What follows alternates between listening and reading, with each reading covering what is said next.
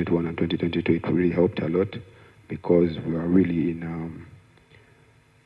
a vulnerable situation and condition. So, amyuka omuduumizi w'eggye lya UPDF Lieutenant General Sam Okiding yakiikiridde mukama we General Muhoozi Kainerugaba ne yeetonda olw'okuttibwa kw'abaana ababiri. Abafamire zombi bakkiriza okwetonda kwa Pulezidenti n'eggye lya UPDF kutwaliza wamu era ne bakakasa nti ensobi zikolebwa bantu.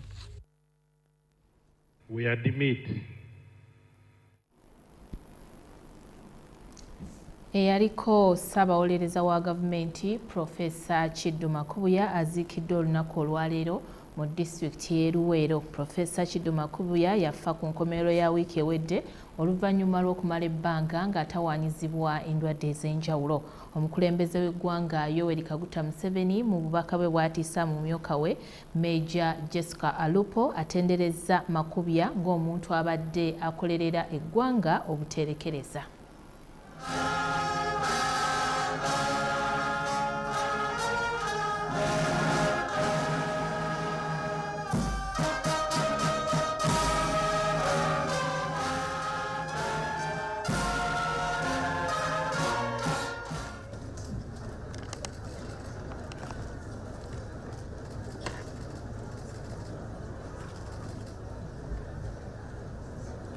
Representatives from Buganda Kingdom and all other cultural leaders present, the family of the late Professor Kiddu Makubuya, all the local government leaders in your distinguished capacities, all of you dear mourners in your distinguished capacities, ladies and gentlemen. Mbalamuziza nnyo mwena Lord Bishop mbatuuzaako okulamusa n'okusasira okuva ewa President Yoweri Kaguta Museveni.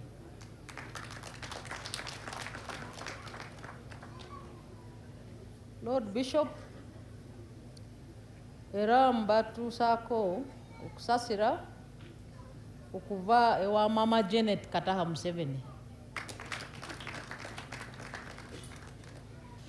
Lord Bishop, His Excellency President waffe era yabaweereza obubaka obuwandiike era munsiikirize mbusome abakungubazi mwena.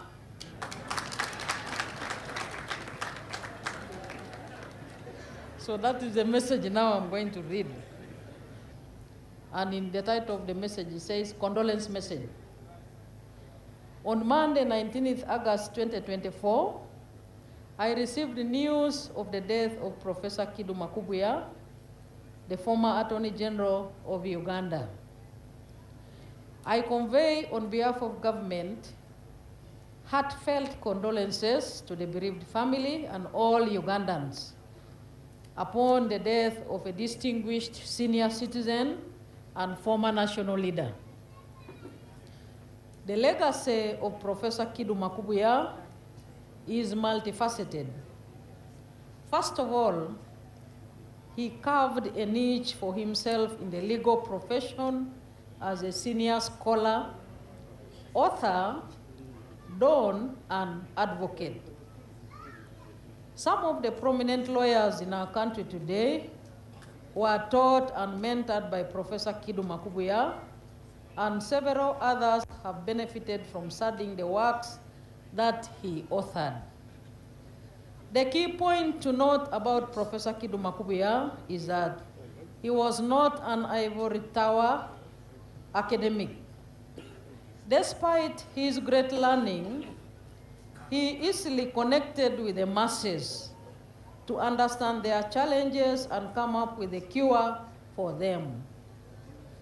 There is always a temptation for academics and intellectuals to become detached from the common people and spend a lot of time studying subjects that are alien to our local conditions.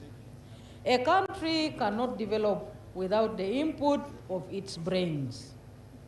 In the NRM government, our approach has always been to attract and integrate both the intellectuals and the masses into our liberation struggle. We believe that everyone has a contribution to make to nation building. Professor Kiduma Kubuya was able to make a contribution by serving in several ministerial portfolios. I therefore salute his efforts to transform Uganda and Africa. He will be remembered for his contribution to the drafting of the 1995 Constitution, which ushered the rule of law in our country. Professor Kiduma Kubuya. We should also use this occasion to celebrate his great legacy. His life is an inspiration to present and future generations. I stand with his family in this moment of sorrow and pray that the Almighty God grants you the fortitude and courage to go through this loss. May the soul of Professor Kiduma Kubuya rest in eternal peace. Yoweri Kaguta Museveni, President of the Republic of Uganda, 21st August 2024. Lord Bishop, together with this written message, is 10 million shillings enclosed in an envelope, which I was sent to present to the widow. Thank you for your kind attention. Atusaba omwoyo gw'omugenzi omukama agulamuze ekisa. Ku nsonga y'emu omukulembeze w'eggwanga Yoweri Kaguta Museveni asiimye obumalirivu n'obuvumu obwoleseddwa abatuuze okuva mu disitulikiti ey'e Buteebo ne Palisa mu ngeri gye bakozesezzaamu ettaka lyabwe ate ne bejja mu bwavu. Okusiima kuno Pulezidenti akukoledde mu nteekateeka zaabaddeko ez'okulambula ebbendobendo ly'e Bukedi essabbiiti eno. Mu ssabbiiti eno omukulembeze w'eggwanga Yoweri Kaguta Museveni yawadde mu bitundu ebya Bukedi era ng'ono mu kutuuka eno yasookedde ku kyalo Lodot ekisangibwa mu muluka gw'e Kasedoki oguli mu ggombolola y'e Obweteta mu disitulikiti y'e Palisa. Ono bw'atyo yalambuziddwa factory eno esunsula mwogo wamu n'okugitongoza. Ekigendererwa kya kampuni eno kyakulaba ng'etteeka omutindo ku ebyo ebikolebwa nga biva mu mwogo wamu n'okuwa abaana enzaalo ey'ekitundu emirimu. Pulezidenti era yalambudde ne faamu eno nga nannyiniyo ali mu byakulima na kulunda.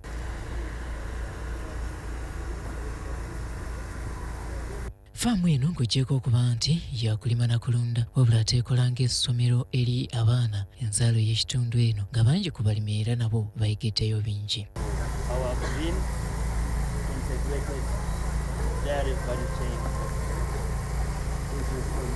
Gye bigweredde ng'omukulembeze w'eggwanga asiimye olw'abantu ssekinnoomu abaze bawuliriza omulanga gwe ogw'okulaba nga basobola okukozesa ebibanja byabwe kulaba nga beekulaakulanya wamu n'okuganyula ebitundu.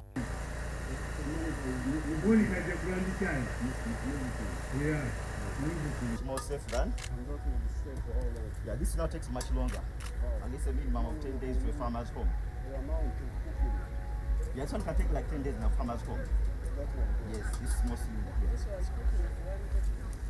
Pulezidenti nabwekityo yeeyamye ku lwa gavumenti nga bajja okwongera mu maaso okukwasizaako abantu ekikawo ekiti. Said no, we should unite it and begin a new chapter of wealth creation.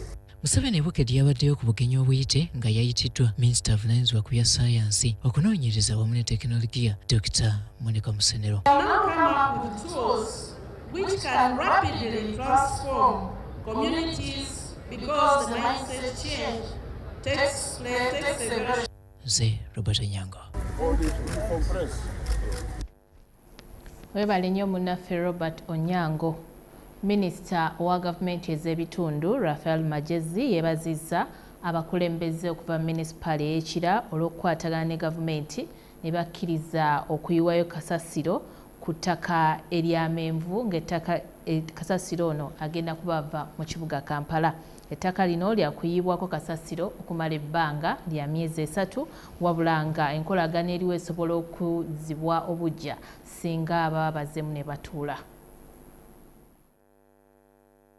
Abakulembeze mu munisipali y'Ekira mu disitulikiti y'e Wakiso Kyaddaaki bakkiriza ekitongole kya KCCA okugira nga kiyiwa kasasiro mu kitundu ky'Emenvu. Bino abakulembeze babisaliddewo mu kanso ekubiriziddwa meeya wa Kira. Omumyuka wa Ssaabaminisita asooka era minisita w'ensonga za East Africa Rebecca Kadaga ye yasooka okusisinkana abakulembeze bano ku lunaku lwokusatu.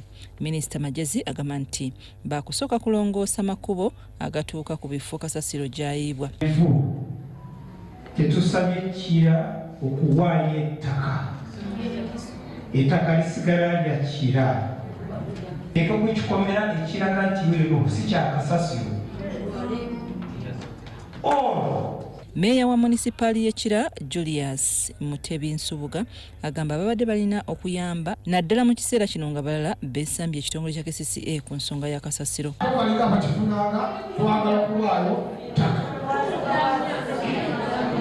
Omubaka omukyala owa disitulikiti y'e Wakiso Betty Naluyima ayagala wabeewo endagaano ey'obuwandiike ku bituukiddwako ku ttaka ly'Emenvu. Bakansala nabo baliko bye boogedde n'okuwabula ku bituukiddwako. Tukole tutya bannange mwe bali temumanyi bulumi ffe bwe tulimu abali mu matawuni gawagatireka bwe kiba kintu kyagulibwa nga kya kasasiro tukite batwaleyo kasasiro. Ettaka ly'Emenvu mu Nansana liriko obugazi bwa eka 12 era nga ku Mande ya wiiki ejja basuubira okutandika okuyiwayo kasasiro agibwa mu Kampala.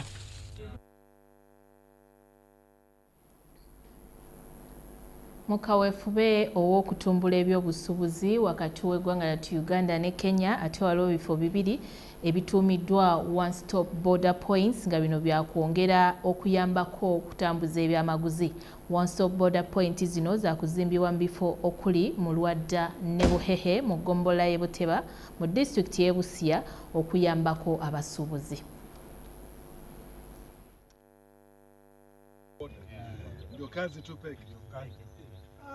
Enteekateeka z'okuzimba ebifo 2 okuyambako mu kwanguyiriza entambula y'ebyamaguzi ku nsalo ya Uganda ne Kenya zitandiise n'okulambula wamu n'okukakasa wagenda okuzimbibwa ebifo bino nga kulembeddwamu Meja General Apollo Kasita Goa akulira ekitongole ekivunaanyizibwa ku butuuze n'okuyingira mu ggwanga mu minuuso y'ensonga z'omunda mu ggwanga.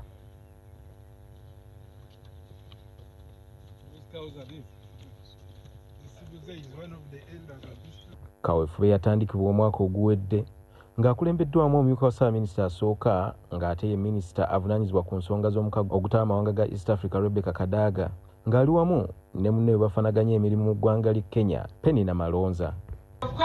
To assess the impact of the customs union. As you know, Uganda and Kenya started this relationship in 1917. So what we are doing is to cement the old relations. Meja General Apollo Kasita agamba nti kino kikoleddwa okusobola okukendeeza ku mujjuzo oguli mu kifo ekiriwo kati nga kiviiriddeko gavumenti okufiirwa ensimbi olw'obungi bw'abasuubuzi abeeyiwa mu kifo kino okufulumya n'okuyingiza ebyamaguzi byabwe. Si lwakwagala naye oluusi weesanga nga priorities za gavumenti zibeera za njawulo.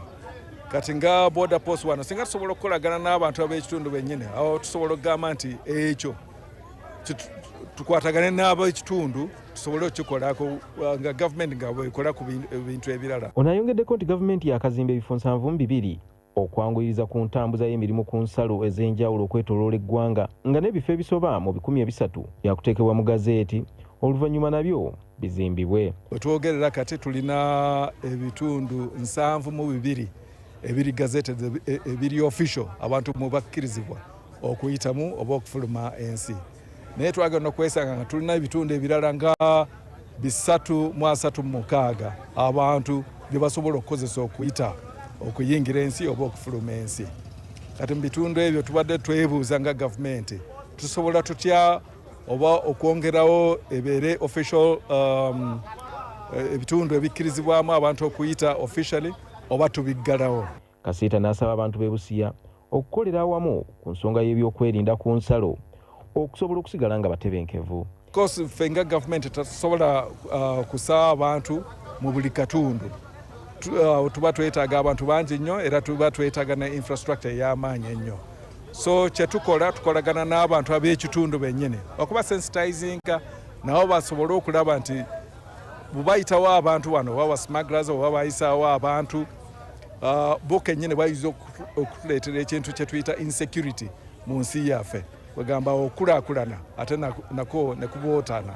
Amyuka RDC w'Obusia Grace Kanuna asiimye enteekateeka y'okuzimba ebifo bino n'agamba nti byakwongera okutumbula ebyobusuubuzi ku nsalo kikendeeze kukusa ebyamaguzi ebiyingira n'okufuluma eggwanga.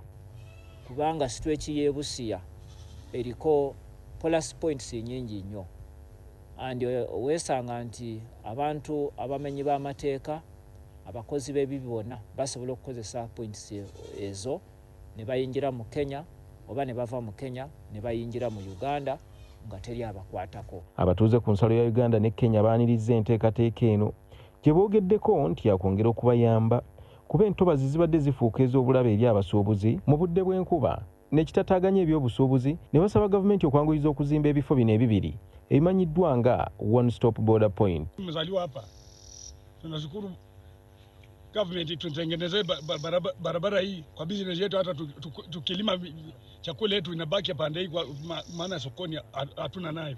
When here we are feeling a problem when there's rain, they will have a lot of mud. Transporting becomes a problem on our side. So what the government has to assist us and build us a border point here which can be accessible to all people. They have come and they have intervened the situation. Now we are waiting for the government to foster so that this road can be connected up to Rwanda. Sando Martin yakusakidde bino. Mukawefube okuteekateeka abayizi naddala abali mu luwummula ate abazadde basabiddwa okulambika abaana ku nkozesa y'amasimu. Bino bibadde ku mukolo ogw'okusabira abayizi ab'ekibiina ekyomusanvu ku ssomero erya Ssatu Junior e Mukono. Omukolo gw'okuteekateeka abayizi abagenda mu siniya esooka omwaka ogujja gye bagenda okutandikira okusomera mu kalukyulamu empya ku ssomero lya Ssatu Junior Mukono gutandise n'ekitambiro kya mmisa ekikulembeddwa Reverend Father Michael Sekizivu ow'omu kigo ky'e Mukono mu ssaza ly'e Lugazi. Reverend Father Sekizivu asinzidde mu mmisa eno n'asiima abazadde abeerekereza ne bawerera abaana kubanga ebyenjigiriza ky'ekyobusika omuzadde kyawa omwana okubeera obulungi ebiseera by'omu maaso. Abaana kati nga bawummudde bakomyewo mufe abazadde twongere okubaagala, baagala okwagalibwa naye okwagalibwa okulimu amakulu. Ennaku zino omuzadde naye ateekwa kuba musomesa, ateekwa okuyamba abaana empisa ennungi ze batafuna ku ssomero bwe budde bazifunire ewaka. Era basabye mu luwummula luno okutandikira abasomesa we bakomye abaana babalambike mu mpisa ennungi ezitambulira ku kutya Katonda okubayigiriza emirimu gy'awaka ate beewale okutaayaaya gye bayinza okufunira ebizibu. Ku mukolo gwe gumu ku ssomero e Mukono alikulira Brian Serugo naye akalatidde abazadde mu kaweefube okuteekateeka abayizi abamaliriza pulayimale okutandika National Curriculum empya babakkirize amasimu wabula abazadde nga balina obuvunaanyizibwa okubalambika enkozesa yaago. Fenga aba Ssatu Junior School Mukono tukubiriza abazadde okukuuma abaana okukkiriza abaana okukozesa amasimu naye nga bagakozesa nga weebali nga bali supervised. Omuzadde alaba omwana biki byakola ki byasoma ku eno kalikulamu empya yeetaaga omwana n'aba nga asobola okunoonyereza okukola research. Buli kintu kyonna kyetaaga omwana okubanga yakola ki yakyenoonyeza. Munnamateeka Nanda wa Mukota Charles alabudde abazadde okwewala ebiviirako obutabanguko mu maka ebiseera ebisinga nabyo bikosa ebyenjigiriza n'asiima gavumenti olwa pulogulaamu ddala eya National Curriculum empya essessira ku mulembe guno ogw'enkozesa ya tekinologiya. Advise them, guide them to have discipline. But if you are a parent and you don't take time with your children home, you don't know what their children are doing, you don't know how they are living, that is when the violence is created. When you parents, you don't know. But when the children return home, keep with them, talk to them, advise them against violence, advise them against the bad practices. Ndisalo Kasibante mu munisipaali ey'e Mukono. Omumyuka omukulembeze w'eggwanga Major Jessica Alupo asabye abayizi okozesa omukisa ogw'okwongera ku buyigirize bwabwe ate ekyo kibayambe okuba nga baweereza eggwanga obulungi. Bino bibadde mu bubaka bwe bwatiise Minisita omubeezi akola guno na guli mu Minisitule y'ebyobulamu Hajat Hanifa Kawoya ku mukolo ogw'amatikkira ag'omulungi ogwokubiri ag'ettendekero ery'abasawo erya Alice Anume Memorial School of Nursing and Midwifery e Palisa. Essanyu n'okujaganya ng'abayizi abasoba mu 1,000 abakukuse mu by'obusawo bamaliriza emisomo gyabwe ne baweebwa amabaluwa ku ttendekero lya Alice Anume Memorial School of Nursing and Midwifery e Palisa ku matikkira ag'omulundi ogwokubiri.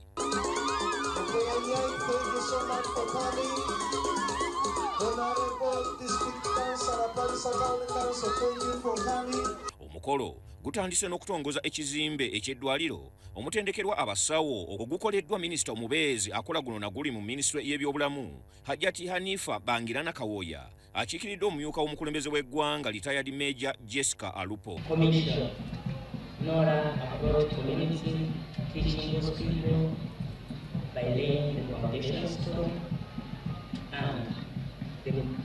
Bubaka omumyuka w'omukulembeze w'eggwanga bwatiise Hajati Hanifa Kawoya akalatidde abatiki okwongera okwerandiriza mu misomo ku mitendera egitali gimu bayongere okusoma. Continue and don't stop at the certificate because very soon the certificates will phase out for the highest position. Kawoyera awabudde abamaliriza emisomo okwagala bye basomye n'okuweereza mu bitundu eby'omu byalo ate basoosowaze n'okwetandikirawo emirimu nga bwe balindirira okuyitibwa malwaliro aga gavumenti. Walk out of here knowing that there is employment somewhere. Have you heard? When you walk out of here, know there is employment somewhere. And even if it is not there, know that you can employ yourself. Akulira ebyobulamu mu disitulikiti y'e Palisa Dr. Mulekwa Godfrey ategeezezza nti abasawo bano bafulumidde mu kiseera ng'eddwaliro ery'e Palisa liri mu katu ak'abasawo nga bano abatikiddwa bakusobola okuziba omwatwa olw'obwetaavu olw'abajjanjabi. Mu hospital, Palisa hospital, mu health centers zaffe abasawo bakyali batono. Twandibadde nga ku 100 saawa eno tuyimiridde abasawo be tulina balinga 35 ku 100. Akulira ettendekero lino Papa Daudi alabudde abatikiddwa okwewala okwenyigira mu bikolwa ebikontana n'ebyo bye bakuguseemu. Today we are releasing students who are ready to serve with supervision. As we send you to the world to work, do not go and practice what is not part of your profession. Ndisalo Nkasibante Neyiga Muhammad e Palisa. Omubaka omukulembeze eggwanga okuva Entebbe Hakim Kirigwa akubiriza abakwatibwako ekibiina kya NRM okutandikira ku mutendera gwa wansi okulaba nga bazza bujja amaanyi g'ekibiina. Bino bibadde mu nsisinkano gye babadde nayo e Wakiso mu Town Council ey'e Kasanje. District level ng'abakulembeze tukola district tugezaako okulaba nti buli muntu gy'ali asobola. We have talked about Emyoga. We have talked about the government programs that have come in. We have talked about the Kisubi, Nakauka, Mpiji Road that's being constructed by NRM government. We are talking about the hospital, which is going to be launched next week. We want to show our people of Kasanje what the government has done for them. Government is sending a lot of money. I will give you an example. In this where we are celebrating now, yesterday we received 100 million of PDM. So when flag bearers come, know what this money is going to do, know the percentage of money, know people are going to benefit. It will work because we need people to know what the government is doing and we need people to enhance themselves and come out of poverty. So by coming here, it is good for us as NRM and for good of our people. And also to fight corruption, so that people can be informed that the government has said money so that they can monitor this money. We need 65% and above for the president 2026 and our councillors, our mayors, and everyone who come on NRM ticket. We try to do this as a motivation on NRM part because we realize that it is us to start the groundwork and do the mobilization so that we can all win since we lost most of the positions. We got an ashaming percentage of 12%. And this is part of what forced them to start moving around. My concern is to encourage them not to lose heart. Since they've started it without anyone enforcing them, that means they have an NRM at heart. And on that note, I would request all the government partners, especially the party leaders, to feel them. What they are doing is someone's responsibility, but for them they have done it for him or her. And therefore, I would request even His Excellency the President, for them they have already cried to him so that he can meet them and hear from them. The blame can't go to them why Wakiso lost, but the blame goes to the whole entire Wakiso people.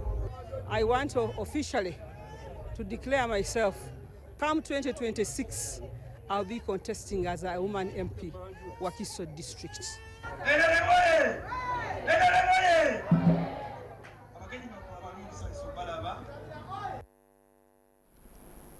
Mawulire amalala empaka z'emizannyo egy'enjawulo ez'omulundi ogw'omwenda eziwakanirwa amasomero ag'ebyemikono aga gavumenti n'ag'obwannannyini zitongozeddwa ku ttendekero erya Kabera Maido Technical Institute mu bbendobendo ery'Etteeso.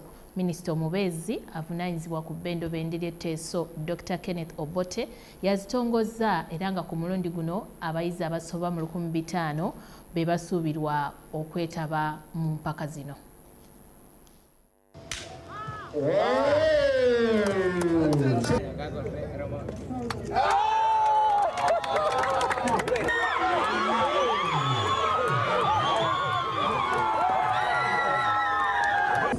Tuliriza buli omu atuuse wano ku kisaawa e Kabera Maido Technical Institute nga tuli mizannyo gyaffe ekya Technical Vocational and Farm Institute. Tubaddeko n'ebitusomooza nnyo nga tulina teams ntono ziripotinga ku games naye ku luno twafuna teams eziwera kumpi 4. Tuli mizannyo gyaffe omwaka ogujja tusaba nti tiimu zijja kweyongerako ate emizannyo gyaffe gijja kubeera mu Central Region. So twaniriza buli omu ate twagala kwebaza gavumenti olw'okutuwagira naddala Ministry of Education and Sports ne batuwa ku ssente ne batuwa abatuwabula ne batuwa abatutendeka okulaba nti emizannyo gyaffe gikulaakulana mu vocational institutions in Uganda. First of all, I thank Ministry of Education for integrating sports to this extent in the curriculum of our schools. But I think more should be done. I think like the countries that are producing world-class athletes do, sports must be a part of the curriculum right from the beginning of the term. Should be no budget. Every principal should make sure that the budget is approved by Ministry of Education and Sports. And this budget should have a line for sports, period. We want to make sure we fight leaders who are using mercenaries. And as we talk, we now have a scope of 8, but we are planning to go to 9 without counting cross-country as an independent discipline. It is a great achievement for us. But hosting these games makes us known to the whole of Uganda. It's going to be an effect left behind here. At the end of this event, people will take sports a little bit more seriously.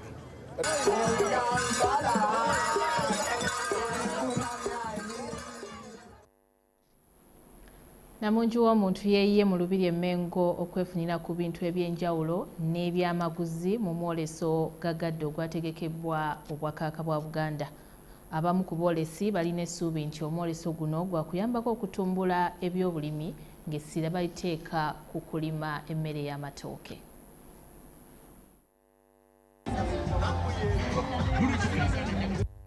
Alinitwe Innocent Owaiboy Mixed Farm y'omu ku boolesezza ku mulundi guno ng'ono essira alitadde ku matooke. Ono asiimye obwakabaka bwa Buganda okutegeka omwoleso nga guno ogujjudde ebyokuyiga bw'atyo n'akuutira abalimi okusooka okwekennenya ettaka lye bakozesa nga tebannalirumirako. Twazze wano mu mwoleso gagadde okwolesa ebimu ku bika by'ebitooke n'ekigendero ky'okulaba nti tuzza mabega tuzza ebitooke mu Buganda. Kati twalesewo ebika nga kibuzi, mbwazurume, musakala na busa kati wamu ne na kitembe. Amatooke getumanyi kakasangwawo agabadde gagenze kuva mwano mu Buganda kubanga kati nti abasinga badde twagalabirira obulungi kati twaze wano mwoleso okubalaga gakola gatya okola otya era ntwaleseko n'ensukusa eziri herese kyezinagambye ezitalina mu ndwadde ezitalimu biwuka bi twesiima nnyo okulaba nti waliwo enkolagana eriwo ffe ng'aba ibo wamu n'obwakabaka okulaba nti tukolagana nabo okulaba nti tujja wano ne batukkiriza ntusomesa abantu tubaweereza n'ensigo. Nantongo omukozi w'engatto nga naye mwolesi asabye abavubuka okwettanira emirimu egy'emikono okusobola okutondawo emirimu mu ggwanga. Mukozi wa ngatto ez'enjawulo, crafti w'abakyala, ow'abaami, ez'abaana ezidda ku ssomero, gentle shoes ne moccasin. Bw'oba ng'olina extra size nga gwe weewaana mu kigere, noonya nkupime kukolera engatto yo. Omwoleso guno bannaaye simanyi bagutegeka omulundi gumu mu mwaka naye ate okusaba kwange ngamba baba bagutegeka emirundi ebiri kubanga gunkoledde. Aboolesa ab'enjawulo nabo baliko bye boogedde. Tubakubiriza abakwano nti tulime kasooli ono kubanga ekisooka alina nga bwe mumulaba atunula vitamin C eri high, vitamin A eya mungi mu kasooli muno. Oleso guno gufunyemu nti ngezezaako okuwideninga my social network funye ba client ab'enjawulo abadde tebamanyi ku bifaananyi nga bamanyi ebifaananyi biba bya bbeebi abagagga. Kubajjukiza nti twayise n'ebintu byaffe eby'enjawulo, twaze ne Bella juice, twaze ne Bella wine, abanywi ba wine twabaleetedde wines flavors ez'enjawulo. Aisa Musanya ne Robert Katamba be bakusakidde. Mu mawulire amalala ng'emisinde munabyalo egimanyiddwa nga egya Cancer Run egitegekebwa buli mwaka gigenda kuddukibwa olunaku olw'enkya. Bannayuganda bakubiriziddwa okwekebeza ekirwadde kya Kkookolo basobole okuyambibwa. Obubaka buno buweereddwa omukulembeze wa bannarotary ahimbisibwe Mike bw'abadde ayaniriza bannarotary abavudde mawanga ag'enjawulo okuli Kenya n'amalala nga bano bazze okwetaba mu misinde gino. Ensimbi ezinagibwa mu misinde gino za kweyambisibwa okumaliriza okuzimba ekifo ow'okusibwa ekyuma ekinayambako mu kukalirira abalina obulwadde bwa Kkookolo.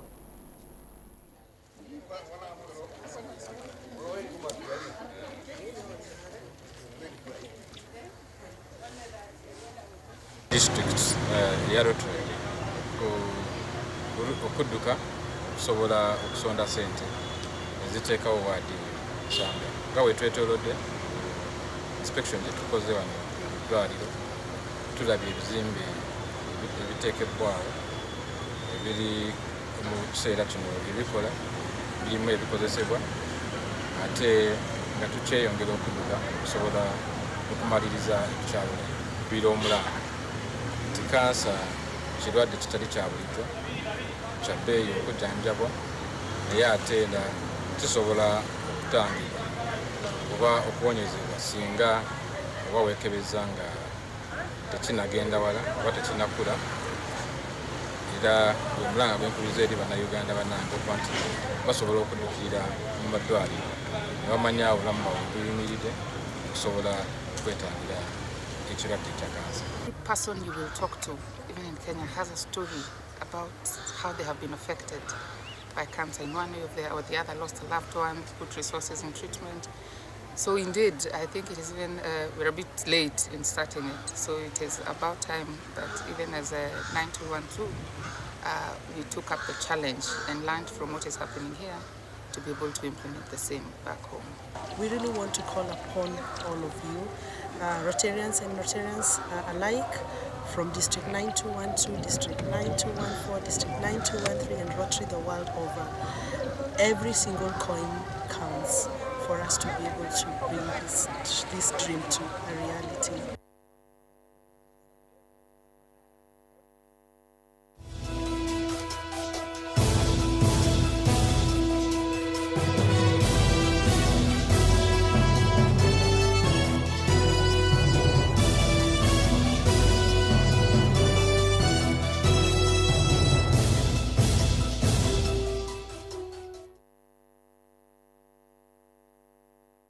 Awo nno we tugenda okusinziira okukomekereza ag'enkizokussatu olunaku olwaleero.